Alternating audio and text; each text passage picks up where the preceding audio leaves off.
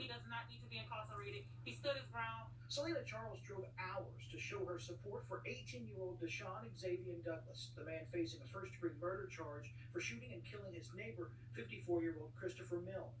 Charles questions the charges because she says Douglas acted in self-defense. I drove all the way from Texas to be here to stand in solidarity on behalf of his family and on behalf of him.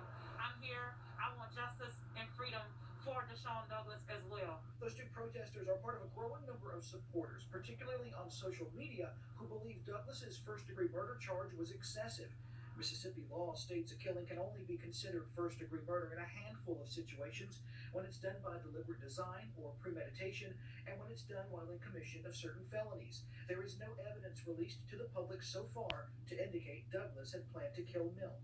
But Scott Gilbert, Douglas's attorney, says there was evidence that Milne had tried to get violent with Douglas before.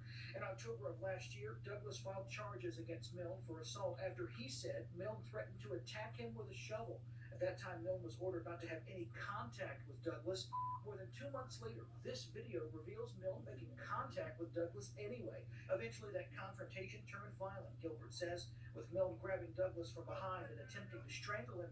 Douglas then broke free and shot him. We feel like he stood his ground. The counsel doctrine, we just want to release. Why is he even behind bars?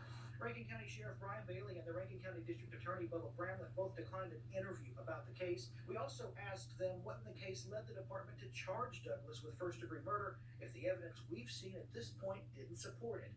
Both read our questions but did not respond. CJ LeMaster, 3 on your side.